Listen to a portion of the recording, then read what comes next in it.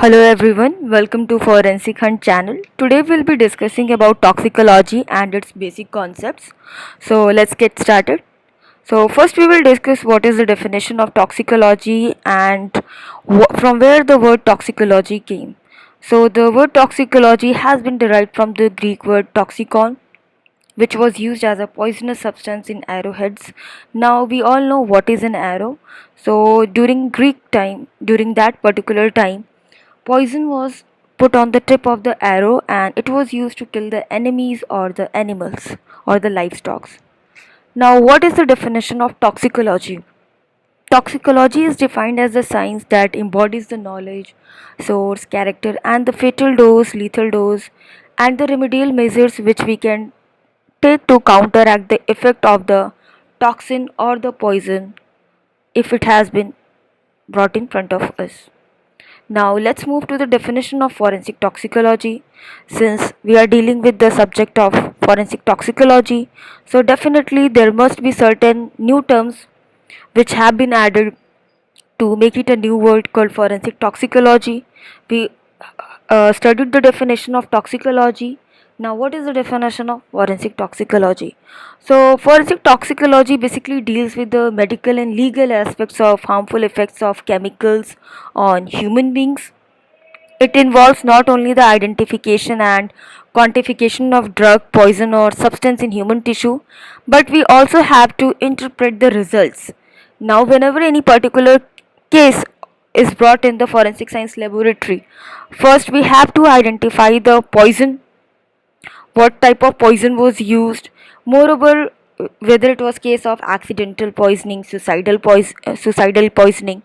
Then we have to study the body color, odor, and all these results will be mentioned in the medico legal report. Now, who is the father of toxicology? This question definitely comes in CBSE UGC NET exam also, and it is an important question. Toxicology must have started from a particular person or somebody would have thought that toxicology needs to be studied. So Paracelsus is the father of ancient toxicology. He basically started the study of toxicology and made people aware that we do need to study the harmful effects of chemicals and poisons on human beings. So in forensic toxicology, we try to identify the poison or toxicant that has led to the death. Now there are different branches of toxicology. They are analytical toxicology, aquatic toxicology, chemical toxicology, clinical toxicology, and environmental toxicology. But only two fields are important to the doctors or medical practitioners. They are clinical toxicology and forensic toxicology. So let's discuss a few lines about all these branches. So, analytical toxicology is detection, identification, and measurement of foreign compounds, which includes poisons in biological and other specimens. Now, aquatic toxicology. Aquatic toxicology is study of the effects of chemicals on aquatic organisms. Study of chemical effects on aquatic organisms is also important because many aquatic animals are human food products and poison may pass through them to humans. Now, chemical toxicology. In this field or branch, we study the chemical structure of the poisons and their mechanism of action.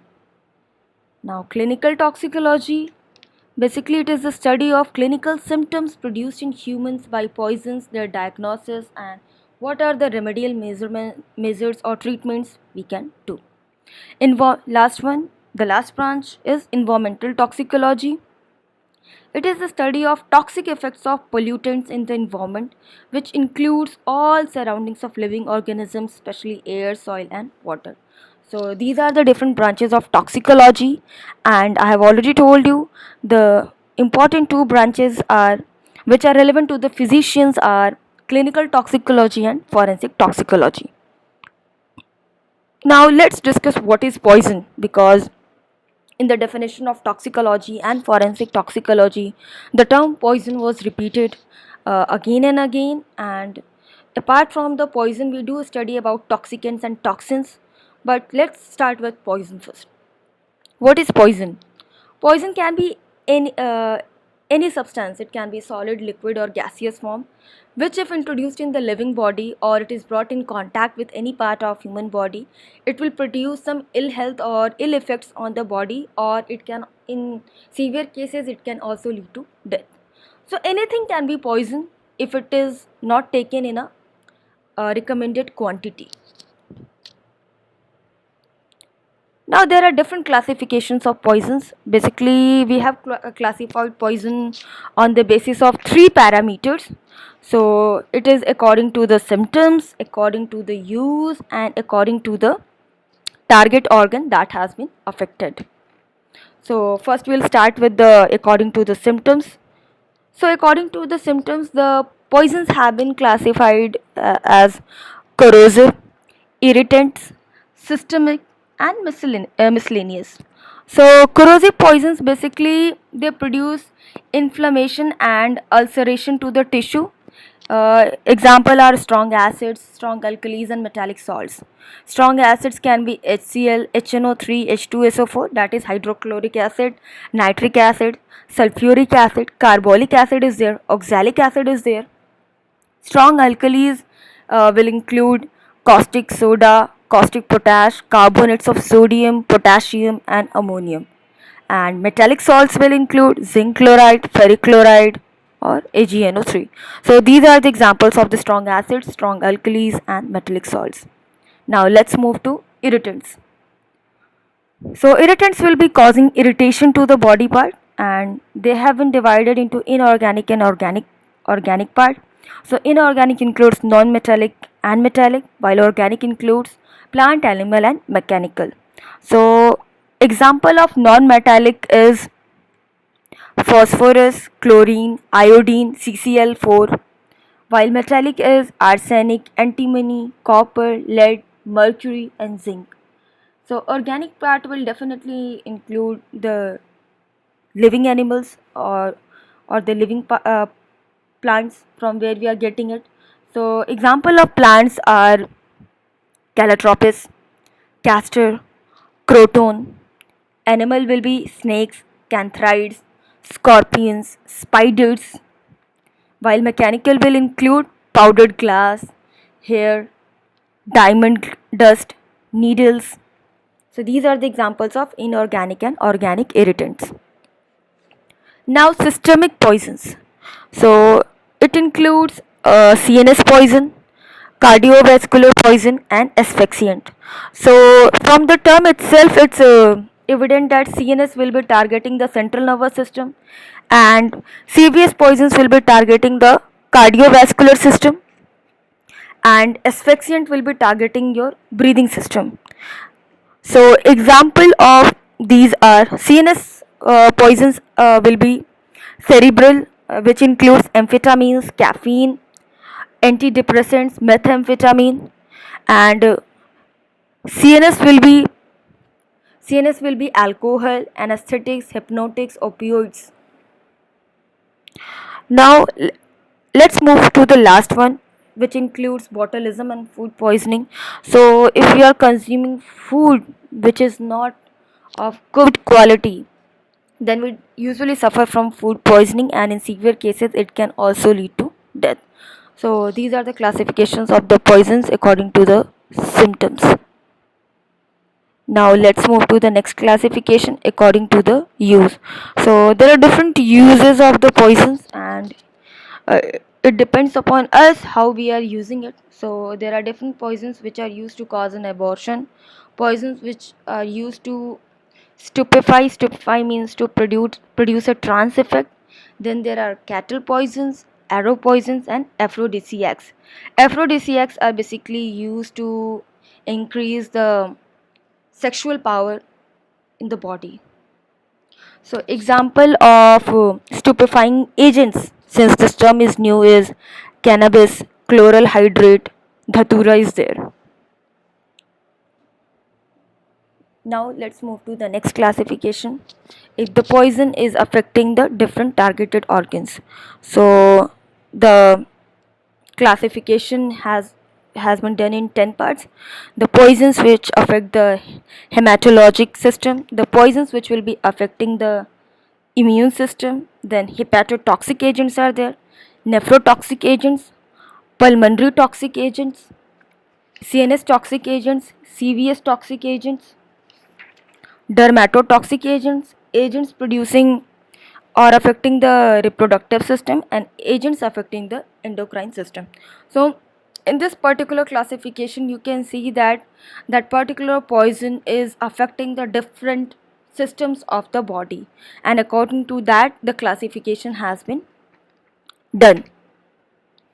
Now let's move to the next part. What are the different factors that modify the action of the poison? Obviously there are different factors which impact how a poison will be affecting the body, since poison affects different body parts in different ways. And so the first factor is quantity or dose. If you are taking any particular poison in higher quantity, then obviously there will be severe toxic effects on your body. Next factor which affects the action of poison is form. Whether you are taking it in liquid state, gaseous state, vapor state, or you are taking it in solid state, or you are taking that particular poison along with some other poison too. So that will be producing some different effects. So physical state is also an important factor. Gaseous and vapor forms act more rapidly than the liquid, and solid one will be acting less as compared to gaseous and vapor state.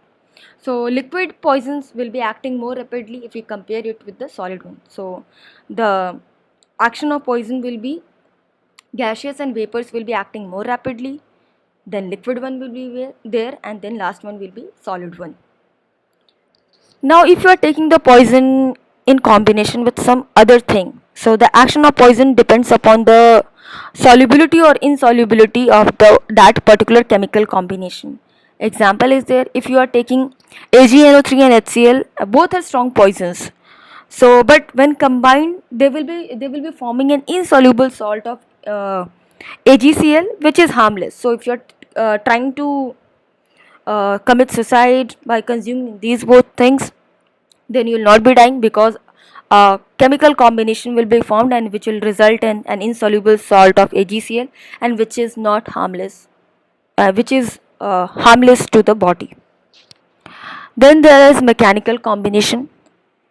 So in this case the action of the poison is altered when we combine it mechanically with some inert substance. Inert means the substance which will not be reacting. So the corrosives when will be sufficiently diluted with water, it will act as an irritant. If you are taking a corrosive, then like strong acid or alkali, and you are taking it with water, then the action will be diluted, and it will just cause an irritation to your body parts. Now third factor which modifies the action of poison is mode of administration. Yeah, it definitely plays an important part. If you are taking it in gaseous or vaporous form, inhaling it, or you are taking intravenous injection or intramuscular injection, or you are applying that particular poison on wound, or you are taking it through the natural orifices like rectum, vagina, or urethra, or you are applying that particular poison to a unbroken skin like normal skin, like nicotine patch. So the order of action will be like this. So if you are inhaling a poison in gaseous or vaporous form, then it will act more faster as compared to the application to the unbroken skin. Here this particular symbol indicates the more rapidly acting. So in this particular slide you can see that the poison, if it is taken in gaseous or vaporous form, it will be acting more rapidly as compared to the intravenous injections or intramuscular injection. Now let's move to the next part. Now fourth factor which modifies or impacts the action of poison is condition of the patient. So now there are different parameters in this particular factor. Age is there. Now poison has greater effect at the two extremes of the age. A child who does not have fully developed, there the effect of poison will be more, as effective blood brain barrier and immune system and drug metabolizing enzymes have not been developed yet, and effect of poison will be greater also on a person who is elder in age, I mean older in age. So in both the cases the poison will be having greater effect. That's why it has been mentioned in this slide, poisons have greater effect at the two extremes of age. Then next one is state of health. A healthy person tolerates poison better than a diseased person. We all know a healthy person will be having greater immunity, and the body will be having the ability to fight with any adverse effects. So there the chances of recovery of a healthy person are more as compared to a person who is already suffering from any other disease. Sleep and intoxication. Action of poison is delayed if a person goes to sleep soon after taking it, and action is also delayed if one takes a poison in an intoxicated state. Now, tolerance and idiosyncrasy. Now, people have widely varying susceptibility, tolerance to a particular substance builds up if we are consuming that particular substance or poison for a longer duration.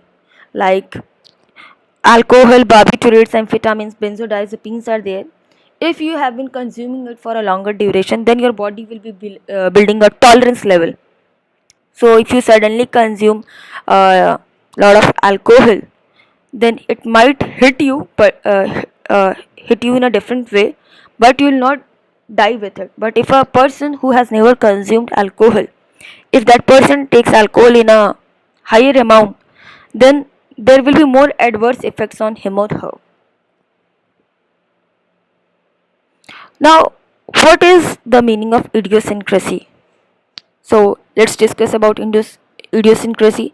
It's written here the opposite situation is that of idiosyncrasy, where there is an inherent hypersensitivity towards drugs or food. See, idiosyncrasy is a term. It is used when different people have different people body reacts differently to certain substances. Like some people have peanut allergy, some people develop sensitivity towards certain smell or certain chemicals. So in that case it will depend upon the drug or the poison in which they are coming in contact and how their body is reacting towards that particular drug or poison. So it will depend upon person to person and their body. Now, state of stomach. Presence of food in stomach delays the action of poison in most of the cases. It also dilutes the concentration of the ingested poison. Empty stomach is, if it is there, then obviously poison will be acting more rapidly and it will be affecting more quickly to the body. Cumulative action. Cumulative action, in this case poisons which are not excreted readily tend to accumulate in the body, and when they are given in repeated dose they will be producing symptoms when their concentration reaches the threshold. Threshold means the upper limit. So if you are taking certain kind of poison and it is not excreted out from your body, then it will be accumulating in the body, and when a certain concentration is reached, then the body will be producing a action. Now there are different actions of poisons, whether it is acting locally, remote, and there are combined actions too. So local means the place where the poison has been taken, it is producing effect there.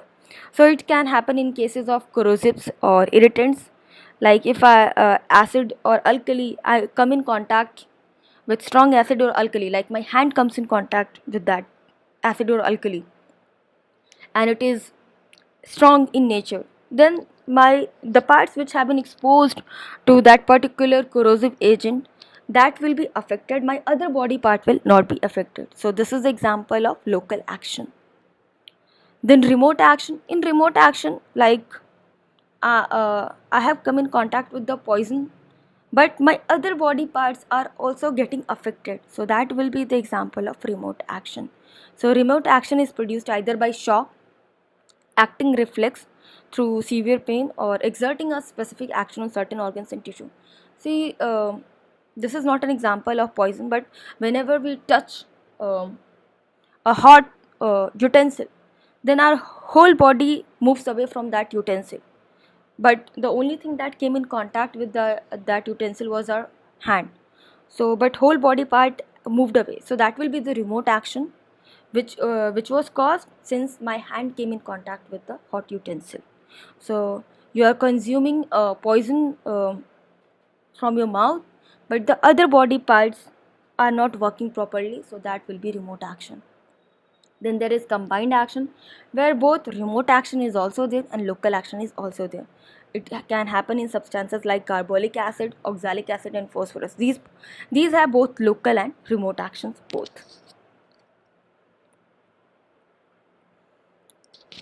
Now let's move to the epidemiology of poisoning, whether it is the case of accidental poisoning, suicidal poisoning, or homicidal poisoning.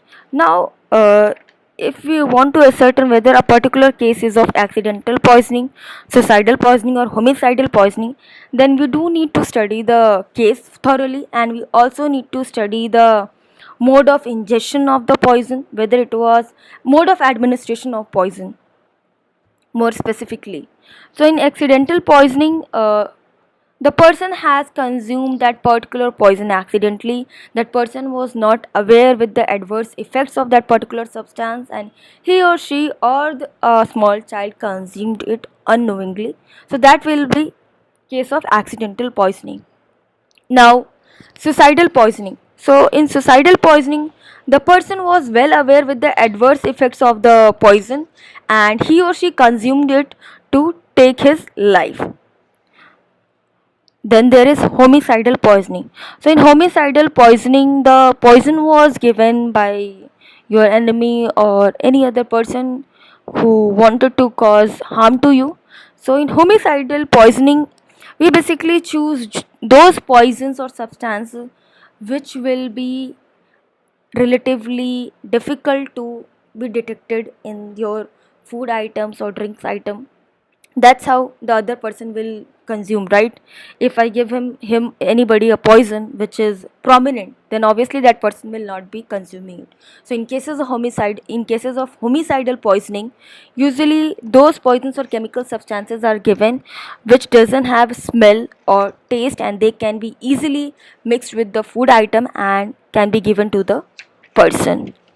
So in homicidal poisoning, usually arsenic, aconite, oleander, or insulin is given because they are relatively difficult to detect and there is no smell. While in suicidal poisoning, usually a person will go for those poisons which is cheap, easily available, tasteless, and is highly toxic and can produce painless death. Example can be opium, barbiturates, alphos, or organophosphorus. So I hope the difference between accidental poisoning, suicidal poisoning, and homicidal poisoning is clear. Now there are different types of poisoning: hyperacute poisoning, acute poisoning, subacute poisoning, chronic poisoning, and acute on chronic poisoning. Now there are certain differences between them.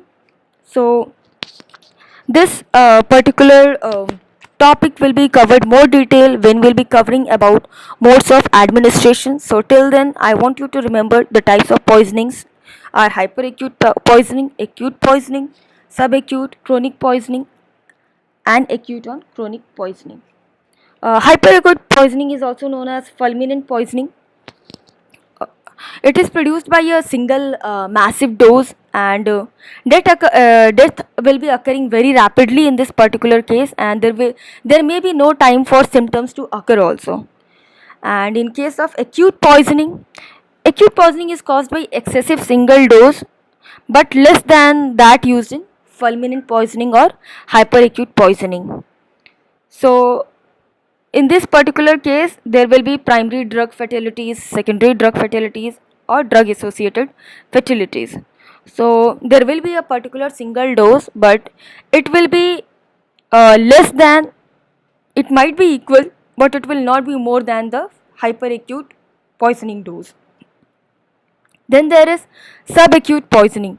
Subacute poisoning occurs gradually over some time. It occurs more slowly than acute poisoning, but it is more quick than chronic poisoning. Doses which are taken are they are small and over a short period of time. So a typical example is drug automatism. Then there is chronic poisoning. Chronic poisoning is caused by very minute doses which have been taken over a long period of time, typically seen in occupational poisoning, such as plumbism, and people who are working in the factory of chemicals, like of mirror factory or mercury. They gradually develop certain toxicity due to those chemicals, so that will come under chronic poisoning. Then there is acute on chronic poisoning. Primarily, the victim is suffering from chronic poisoning, and acute poisoning occurs on the top of it. It mostly happens in cases of chronic drug abuse, when one day the victim takes more than the usual dose. So, in that case, acute on chronic poisoning occurs. So, that's it for today. And if you have any query, then please you can put your query in the comment box. And if you liked the video, then please like, subscribe, and share. Thank you.